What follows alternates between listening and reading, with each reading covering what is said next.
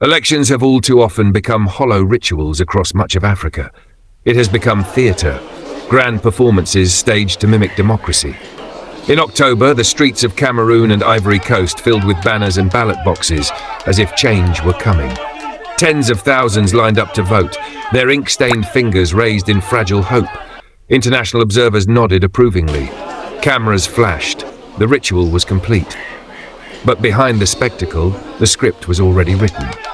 In Abidjan, President Alassane Ouattara, unchallenged after barring key opponents, cast his ballot beneath the glare of global media. In Yaoundé, 92-year-old Paul Biya, Africa's oldest ruler, prepared to extend his 4-decade reign. Days later, the results arrived, predictable as sunrise. Biya claimed an 8th term, Ouattara a 4th. The people had voted, but the power had never changed hands. Once again, the promise of democracy had been performed, applauded and buried beneath the same old names. In Tanzania, the stage is set once again for a familiar play. Ballots will be cast, speeches made and flags waved, but the ending is already known. President Samia Suluhu Hassan stands poised for re-election. Her path cleared after her strongest challenger was silenced, accused of treason and thrown behind bars. Far to the west in Guinea-Bissau, the script repeats itself. The opposition leader who dared to challenge President Umaro Sissoco Embalo has been barred from even entering the race. The contest, stripped of its contenders, is little more than ceremony. From Accra, political scholar Kwame Asa Asante issues a chilling warning. This illusion of democracy where elections exist without choice breeds what he calls democratic dictators. Leaders who wear the crown of legitimacy but rule with the fist of autocrats. And when the ballot becomes a weapon of control, he cautions, something darker begins to stir, the restless whisper of the coup. Across the Sahel, the rhythm of boots has replaced the hum of ballots.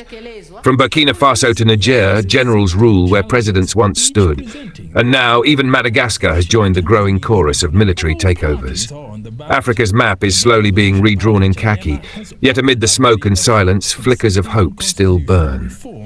In Senegal, when whispers spread that the president might seek a 3rd term, the youth rose up, fearless, unyielding.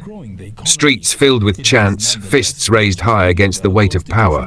The message was clear: enough. And in a moment that felt almost like redemption, the imprisoned opposition leader was freed just weeks before the vote, a man once silenced, now destined for victory. In the end, Senegal reminded the continent that democracy, though battered and bruised, is not dead. It still breathes, wherever people refuse to kneel. This year, the winds of democracy have blown softly through parts of Africa. Ghana, Malawi and Seychelles, 3 nations that proved power can change hands without blood or betrayal.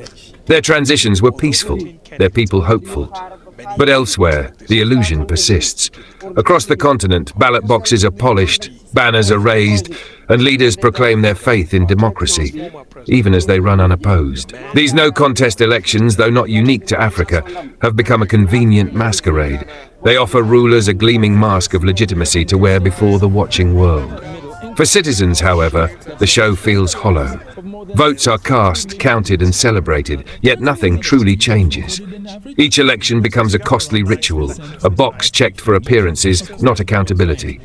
Behind the smiles and slogans, many Africans are left asking the same haunting question. What is the point of a choice when the outcome is already decided? What do you think? Are elections in Africa still a path to change, or just a hollow ritual repeated every few years? Share your thoughts in the comments below. Your voice matters in this conversation. And if you want more untold stories, deeper truths, and fearless reporting from across the continent, subscribe to our channel and join us as we uncover the real Africa beyond the headlines.